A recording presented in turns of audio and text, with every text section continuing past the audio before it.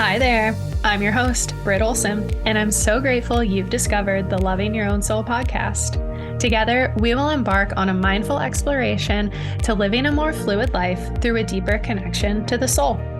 My intention is to provide expansion and inspiration so that you can embody the highest expression of your true potential while creating more beauty in the ever-changing world around us. I hope you've arrived here with an open mind and an eager heart to receive all that resonates while leaving behind everything else. If you're feeling ready, let's get into it. So, I don't know about you guys, but dealing with extreme cravings or possible food addiction of any kind is no small task. It not only feels all-consuming, but these foods also tend to rule our lives. We can feel totally out of control to these cravings. So if you are anything like I once was, and if you are tired of feeling like you can't make it out of the grocery store without a trip down the candy aisle or stand no chance against your kitchen pantry or freezer drawer come 3 p.m, this conversation is definitely for you. Now, while there are a host of reasons you might be addicted to sugar, I'm going to keep things simple by sharing 6 of the more common reasons, paired with a glimpse into my 3-step approach to quitting your sugar addiction once and for all.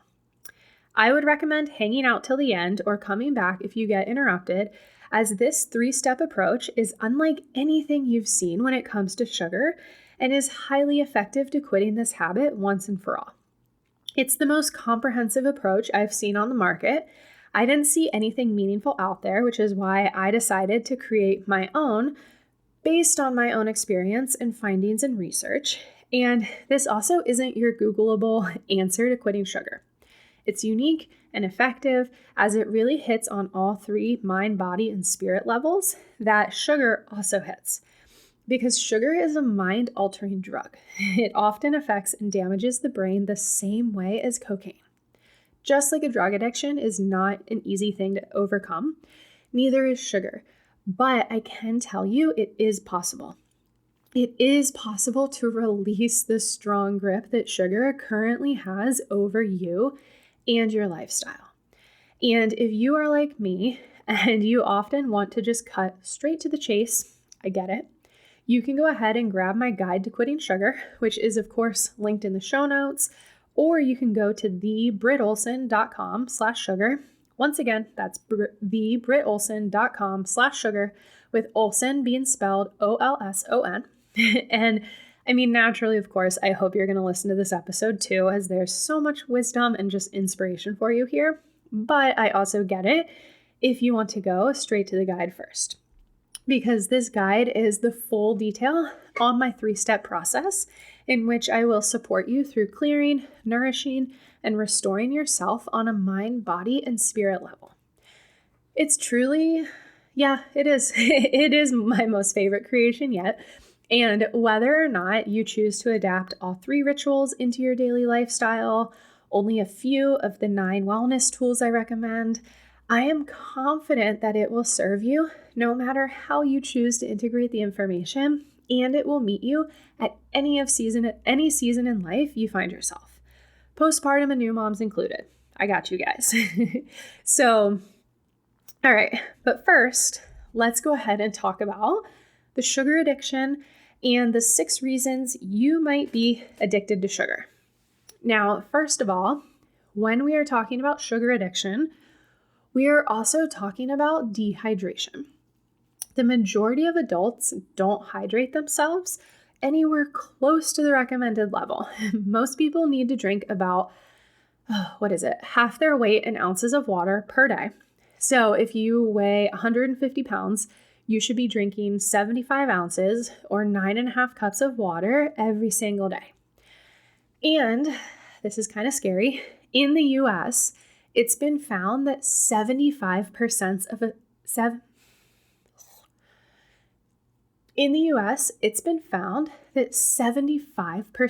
of adults suffer from chronic dehydration. And then when we look at sugar, multiple studies have found that 75% of Americans consume excess sugar. I mean, is that a coincidence that these percentages are exactly the same? Absolutely not. And to put it into further perspective for you, if the US population, which is about 331 million, so that means given that 75% of Americans are dehydrated and are consuming excess sugar, that means 284 million people are chronically dehydrated and consuming excess sugar on a daily basis. I mean, let that sink in for a minute. 284 million people are chronically dehydrated and likely consuming way too much sugar on a daily basis. 284 million.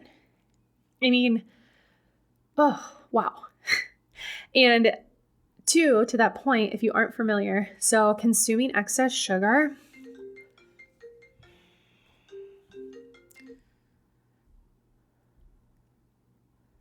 dang it, Dan. So to that point, if you aren't already familiar, consuming excess sugar means that 10% of one's daily caloric intake is added sugars. So if you are consuming 2,000 calories a day, that means 200 or more calories are coming from sugar alone. And of course, if you've known me for a while, you know that I really don't believe in counting calories, but I just figured I'd go ahead and put some things into perspective for you because numbers are pretty easy to get like a visual and an understanding for. So again, just think about it. If 75% of the US is chronically dehydrated and 75% of the US is consuming excess sugar, we can pretty much hypothesize that these two go hand in hand, right?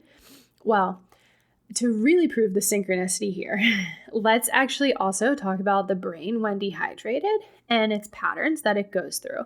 So when we are dehydrated, the brain will send out intense cravings for sugar as it desperately needs an energy boost in order to keep functioning properly. But here's the thing. What it really needs is water or hydration. So if you're not drinking enough water and experience mild dehydration regularly, you probably will find that you crave sweets and snacks even just after eating, which is to where I would actually recommend drinking some water first when this craving pops up in order to see if your brain is simply misinterpreting the signals for water as signals for hunger or sugar. So again, when the brain is dehydrated, the brain seeks forms of energy in order to keep going. And what also is happening here is the brain knows the fastest way to get a quick release of energy is through glucose, which glucose is sugar. But here's the thing, glucose isn't necessarily bad. It's the quality or type of glucose and amount being consumed that is what we need to be aware of. So glucose is natural for the body, especially the glucose found in natural fruit sugars. And fruit is not bad. Fruit sugar is not bad. I do just want to make that very clear. When we are talking about sugar, we are not talking about fruit. Fruit is fine. We are talking about processed sugar, added sugars, not the whole forms of fruit. Obviously, yes, eating fruit swimming in a sugary syrup, that completely negates any beneficial properties of fruit to the body. So definitely do not get that confused. The quality of your fruit and the form it's in, that of course is also what matters here. So if you are dehydrated, your brain needs energy, and your brain knows to source this energy in the quick release format that comes from carbohydrates and glucose. Now, unfortunately, when the brain signals out the need for glucose, this triggers us to reach for the piece of chocolate, the cake, the ice cream, you name it, instead of the apple or the strawberry. And then when we continue to reach for the sugary or man-made sweets time and time again, we are telling the brain that that's what is available. So therefore, the brain remembers these foods to be readily available and thus sparks these sugar cravings time and time again because the brain is in a compromised state The brain knows it needs energy to function and it needs quick energy, so it's going to pick up on those patterns as to saying what is readily available so that I can consume it, because at the end of the day, the brain and body are trying to work together to keep us going and keep us living. These signals are just getting confused. So does this make sense? It's really all just patterning in the mind-body connection, which is why I gave a little bit of a glimpse into this. But when you have a sugar craving pop up, first try to just drink a tall glass of water, eat a piece of fruit, and then give yourself about, say, 10, 20 minutes to see if the craving can just pass on its own, because most cravings really only last about 20 minutes. And most cravings are simply a sign of dehydration, because here's the thing. Your brain and body, they don't actually want that chocolate cookie. There is just a confusion of signals and needs that are going off in the body. So if you can better work with your body, giving him or her what he or she actually needs, you will be far better off in the long run. Far better off, promise you that. And if you want to actually quit sugar for good, definitely be sure to grab my workbook that I mentioned, which can be found at brittolson.com/sugar. Now, next, when we are talking about sugar addiction, we are also likely talking about fatigue or exhaustion. So if you are dealing with a sugar addiction and know for a fact you aren't dehydrated, there's a chance you might just be experiencing extreme fatigue. Now, fatigue can set in from, so many different reasons. You might be a new mom like myself and are running on countless sleepless nights. You might have trouble falling asleep or staying asleep and are walking around chronically exhausted. You might have a high-stress lifestyle contributing to your inability to sleep at night. You might have high anxiety keeping you up at night. You might be experiencing adrenal fatigue from too much cortisol coursing through your body. There are a number of reasons, and I personally, I'm not here to try to define why you are so fatigued or exhausted. I'm just here to give you a little glimpse into how this might be contributing to your sugar addiction. Now, when we are functioning on little sleep for days at a time or experiencing extreme fatigue, the brain starts signaling for energy so that it can function. And the brain's signal for energy comes in the form of carbohydrates, because again, carbs provide a quick release of energy. However, because the brain and body is in such a rare state, the brain is also going to remember that sugar is the fastest way to get energy to the brain. And naturally, when you are tired, you aren't trying to combat or think about what else might aid your mind-body connection, such as the healthy forms of carbohydrates that are out there. You go for the easy one. Natural. It's pretty common. The sugar, the quick fix. Your brain signals to your body that you need the quick, easy carbohydrate, aka sugar. And this is often how, again, we confuse that need for fruit or hydration as a sugar craving.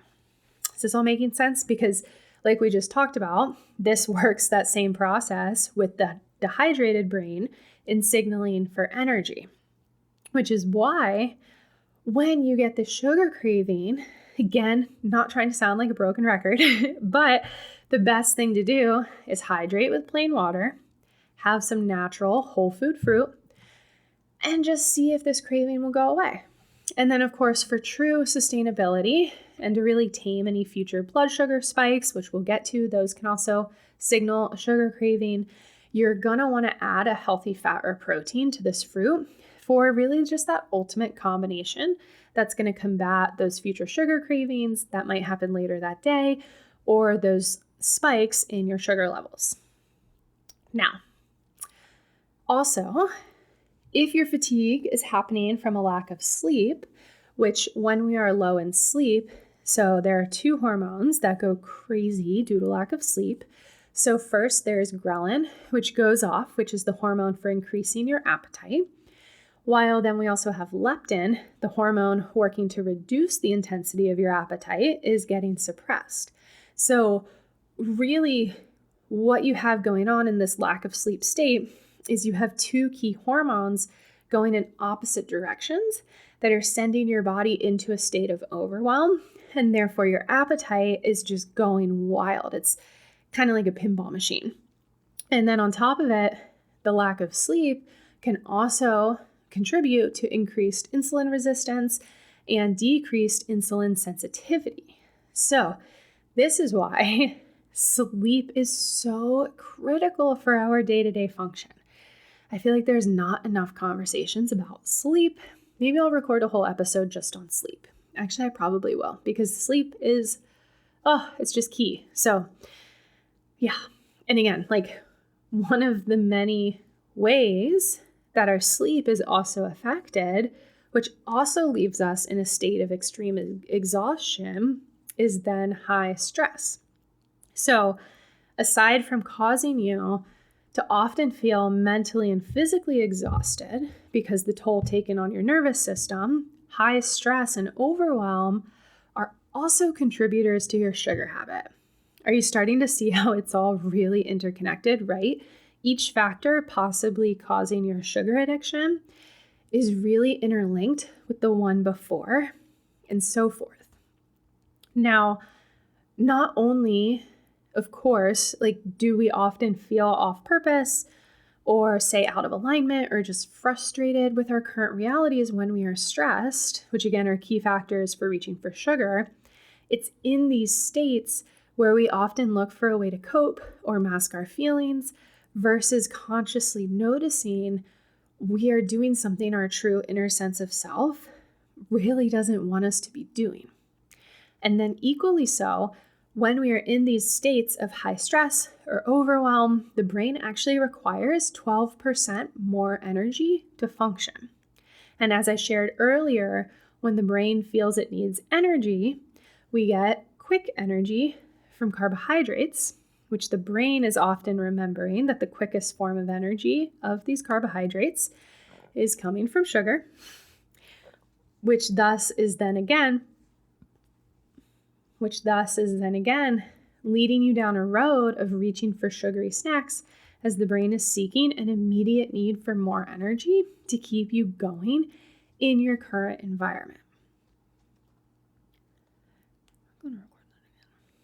And as I shared earlier, when the brain feels it needs energy, which we get quick energy from the breakdown of carbohydrates, aka glucose, the brain is remembering that that quickest form of energy is coming from sugar, thus leading you down a road of reaching for the sugary snacks as the brain is seeking an immediate need for energy to keep you going in your current environment.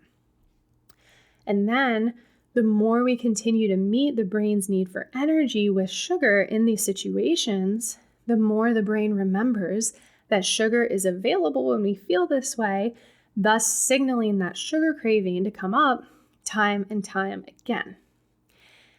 And if you find yourself in this high state of stress more frequently than not, it's going to feel near impossible to keep yourself from going for that sugary fix. So in reality, it's almost not your fault for feeling this way because you are actually being controlled. Sugar, the mood-altering drug, is giving you a quick boost of serotonin when you eat it.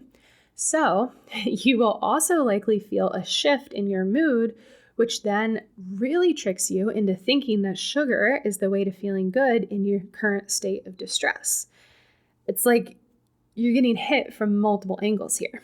So like I said, it's not that you have zero control or willpower. It's really that the patterns have actually been created in your brain, creating a life that is now ruled by sugar. And in addition, one more angle here, when we are stressed, we are also more susceptible to stress eating. And the two hormones that trigger this are cortisol and ghrelin. So now, as mentioned before, ghrelin stimulates your appetite, while cortisol can actually make you crave sweet flavors. So the combo of these two hormones really just results in brutal sugar cravings and possible binge eating, to which your brain then learns to identify as a coping mechanism for stress. So, in addition to maybe drinking water and eating fruit when a craving pops up, in this scenario, I'd also suggest moving your body in the form of an outdoor walk. Taking a moment to connect to your breath and repeating positive affirmations to really just help move some energy and re-regulate your brain and nervous system, and then ideally interrupt the mental emotional patterning that's taking place in your brain and body. And if this interests you and you are interested in the full protocol to quitting sugar altogether, I would recommend checking out my Quit Sugar Workbook, which is again available on the brittolson.com/sugar, and it's also linked here in the show notes. Now, so let's just take a pause and kind of recap where we've been before we keep going, just to ensure you haven't missed anything.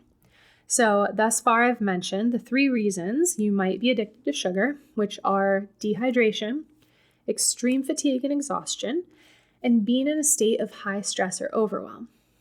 Now, next up, the next 3 that I'm going to touch on are nutrient deficiency, and then hormonal imbalance, and funky blood sugar levels.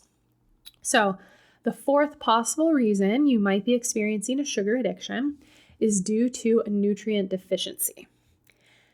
And not to scare you, of course, just providing information, as I personally find being properly informed can lead to an increase in one's self-awareness, which then really leads to being able to take action or make change later on down the road.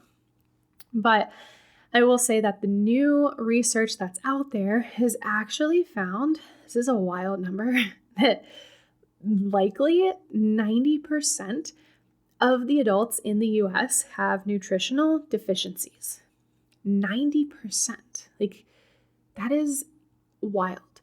Now, these nutritional deficiencies can be found in the form of key vitamins, minerals, and micronutrients that are either no longer found in our foods due to the extreme downgrade in our food supply that's taken place over the years, or the overconsumption of processed foods, which of course have little to no nutritional value. And this is where supplementation is huge and almost a necessity in our modern world.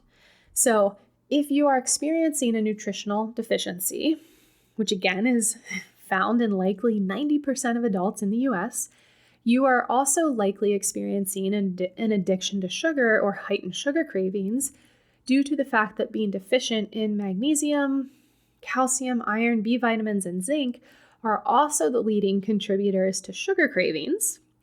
And equally so are some of the most common minerals we are deficient in. Therefore, once again, causing the two to really go hand in hand. So, just to reiterate again one more time, during digestion, your body breaks down and converts various sugars from your foods into glucose, and glucose is the primary energy source for your mind and body. Thus, why the brain signals for glucose when it is lacking energy. Now, this is, again, normal function of the body. And again, this is why not all sugar is created equal, because there is good sugar and there is bad sugar. The good kind is what we find in fruits, carbohydrates, even beans, nuts, and veggies, and when broken down by the body. However, the bad kind is what's in excess sweets, desserts, soda, candy, etc. Now, here's the thing though. Craving sugar every now and again isn't a bad thing and can be an emotional part of life. It can be ritualistic in certain experiences. The problem that I'm talking about here is when the cravings become frequent and uncontrollable, because anything in excess is not a good thing. So as a safety net, really, I recommend ensuring that you are eating complete, well-balanced meals and are adding a strong supplement regime to your lifestyle for really just, best results overall. Whether you're looking to actually quit your sugar habit or you're just looking to maintain and sustain for the long term. Let's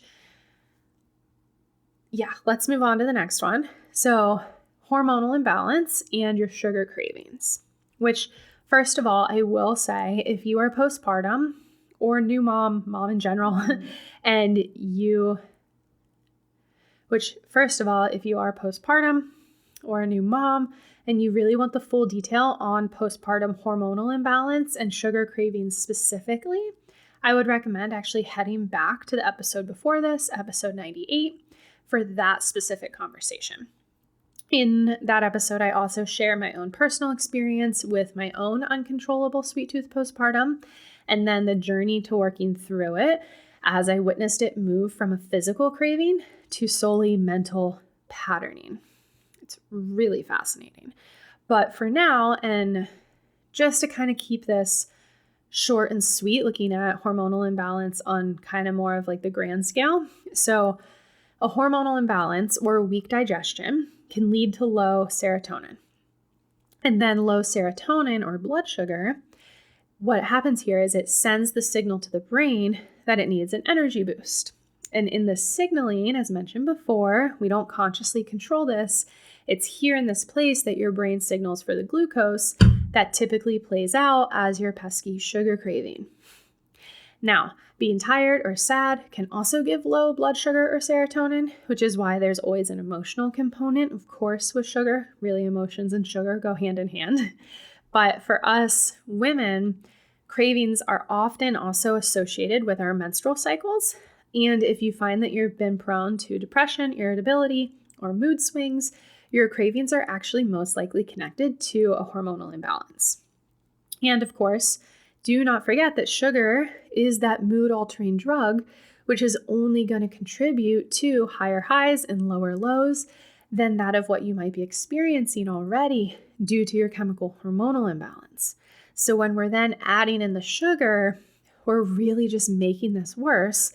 And on top of it, because it's a drug, you then find yourself reaching for more and more sugar, continuing to repeat this vicious cycle, which really you just are left feeling completely out of control. And I know that feeling of feeling completely out of control because I've been there too. Now, there's also the element too that a lack of healthy nutrition is equally linked to the hormonal imbalances you might be experiencing because you aren't getting that quality fuel, which the quality fuel is coming in the forms of protein, carbohydrates, healthy fats, fibers meaning vegetables. So in order to combat your sugar craving, you're really going to want to do your best to eat a well-balanced diet and meals that are complete with, again, that protein or starchy carbohydrate, vegetables, and healthy fats. Plus, fruits and staying well hydrated with plain water is also key here. And then let's just add one more on there. If you are also going to want to supplement because you want to make sure that you're meeting your daily threshold of vitamins and minerals, because again, our food supply is also just a little off balance right now in our modern world. So for more detail on this specifically, or if you're looking for meal inspiration, definitely make sure you go and grab my 3-step approach to quitting sugar for good, which can be found at thebrittolson.com/sugar. All right, let's move on to the final reason that I'm going to share with you here today as to why you might be craving sugar. And this is due to the fact that your blood sugar levels might be off. So your blood sugar levels might be out of whack for a variety of reasons, including the one that we just spoke of, improper combining of certain foods, dehydration, artificial sweeteners, medications, hormones, insufficient sleep, caffeine, travel, even the weather, actually, which is kind of fascinating. I mean, there's so many factors that affect your blood sugar levels and many factors also that we've already really spoken about here in this episode. So once again, it's all interconnected. And it's all interconnected just like the ecosystem of our body and just like nature. Everything's connected and nothing is a coincidence here. So I mentioned food combining. So there are various ways to combine foods that can stabilize your blood sugar levels, ensuring that you are less susceptible to sugar cravings. Because when you're having blood sugar levels, they're spiking, they're falling out. Again, that's also signaling and stirring up those inner sugar cravings. So one of my favorite tools for this actually came from the initial inspiration and findings of Glucose Goddess. I think her Instagram is @Glucose Goddess. If you don't already follow her, highly recommend. But she found that having fiber in the body, fiber from vegetables specifically, before you eat your main meal can significantly stabilize your blood sugar, as it also can with apple cider vinegar. And I found in combining the two actually leads to a 50% change of stabilization after your meal, which is why I suggest starting your meals with a small green salad, literally just a salad with some leafy greens and an apple cider vinegar dressing for really optimal effect here. Now, you can totally eat one or the other or eat them separate, but as we are all looking for the biggest bang for our buck or the most efficient way to do something in our fast-paced world, I mean, I know I am at least, and especially now as a new mom, it's really great to just combine the two into a simple salad that you know you'll always consume before lunch and dinner, thus setting yourself up for a long road of stabilized blood sugar, which can equate to 0 sugar cravings. It's really a win-win. So to recap, the 6 reasons you might be addicted to sugar, we're talking about dehydration, fatigue or exhaustion, high stress and overwhelm, nutrient deficiency, hormonal imbalance, and again, those funky blood sugar levels. Now, as I mentioned at the very beginning, yes, of course, there are several more reasons. I mean, we are all so unique, so nothing is off the table. These are simply the more just common 6 that are more likely to resonate with you in some capacity. And if you felt like one of the 6 ways you might be addicted to sugar connects with you, just please know that you are not alone. And definitely hold 0 shame for yourself too. I mean, honestly, in our sugar-heavy world, we are pretty much set up to fail because sugar not only acts as a mind and mood-altering drug, it's put in virtually everything you consume. You'd be shocked to find how much sugar is added to the foods that you may not typically expect. So this can be extremely common in the health food world, as many products are labeled or marketed as being quote-unquote healthy, when really they are just loaded with sugars or oils. I mean, if anyone was to actually measure their daily sugar intake, they would be floored at how much sugar is in their diets. So if you feel you are probably not of the 75% of the US population consuming too much sugar, once you start reading your ingredient labels, you might actually be in for a rude awakening. And as a baseline, so for those of you who are curious, you can find sugar, I mean, it's put in virtually everything, but it's put into pasta sauces and salad dressings, yogurts, oatmeals, bars, packaged and dried fruits, crackers, creamers, or milks. Actually, there's so many beverages that have added sugars in them, low-fat snacks, ready-made meals, sauces, alcohol. Those are just kind of the main ones that we're not always totally conscious of that have a lot of hidden sugars, which again, this is why it's so important to read your ingredient labels always. Now, I've already shared several ways you can aid your sugar addiction through this episode. However, I know it's also nice to have everything in one condensed summary too. So if you haven't yet, bring out your pen, notepad, because trust me, you're gonna wanna take notes here. So when your sugar cravings pop up, of course, first try to consume a tall glass of water paired with a piece of fruit. Don't forget that your craving typically is only going to last 10 to 20 minutes. So if you can stack an outdoor walk on top of this for maximum benefit, just do something to try to distract yourself. And when it comes to fueling your body throughout the day, you're going to want to ensure that you are consuming 3 complete, well-balanced meals. Breakfast is going to want to include a fruit, protein, and a healthy fat, while lunch or dinner should include either a protein or starchy carbohydrates, or possibly both if your body can tolerate it, veggies, and a healthy fat. And of course, always stay hydrated. Stay hydrated by consuming half your body weight in ounces of water on a daily basis. And to fully revitalize and hydrate your dehydrated brain and body, you're also going to want to add lemon into your water. Now, next up, of course, we want to try reducing your stress load. calm down your nervous system by incorporating practices of breath work to your day and some positive affirmations. Light movement is also going to greatly assist here. And to restore your body after a full sugary load, you also want to be sure you're supplementing your body. So eating a well-balanced meal, yes, of course, is a great way to take in key vitamins and minerals, but there's a chance you'll likely want to supplement to combat a nutritional deficiency that might be dictating your sugar habit. And then the last thing that we mentioned here at the end is that you're going to want to try to stabilize your blood sugar levels. And one of the best ways to do so is to add just a small green salad with an apple cider vinegar dressing to the front of all of your meals. So consume your green salad with an apple cider vinegar dressing, and this is going to help stabilize your blood sugar levels by about 50%. Now, if you want to receive my full 3-step comprehensive process to quitting sugar once and for all, I'd love for you to head over to thebrittolson.com/sugar, where you can grab my brand new workbook. Once again, that is thebrittolson.com/sugar, Olson being spelled Olson. And in my workbook, I share my 3-step ritual process where you will clear, cleanse, nourish, and restore your body back to a more balanced and sugar-free state so that you can move forward bringing your future visions to life.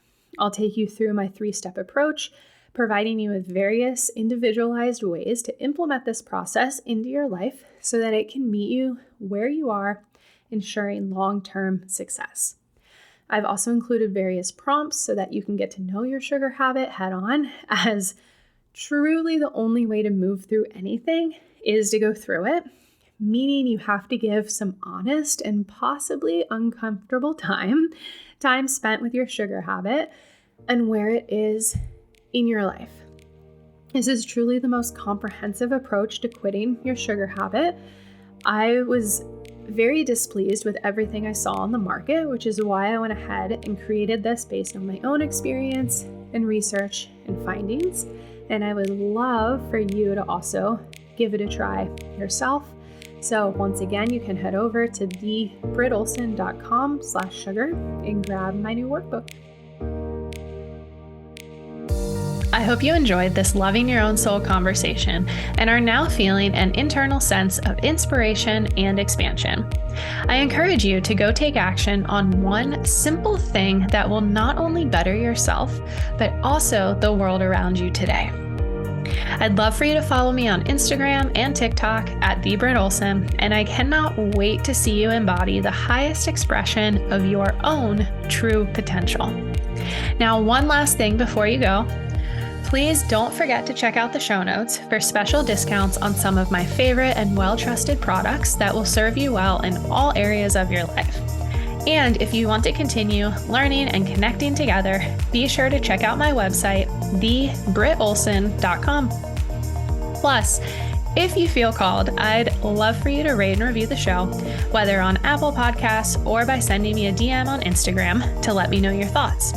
Once again, you can reach me at @thebrittolson on Instagram, and exchange for your feedback or review, I'd love to send you my free ebook to making simple, modern smoothies that your mind and body will love. Plus, I will also include a special energy healing meditation. All you have to do is simply leave a review on Apple Podcasts or Spotify and screenshot it to send to me, and or directly message me your feedback at @thebrittolson on Insta. Thank you again for tuning in. Thank you for you, and I hope you have a beautiful day.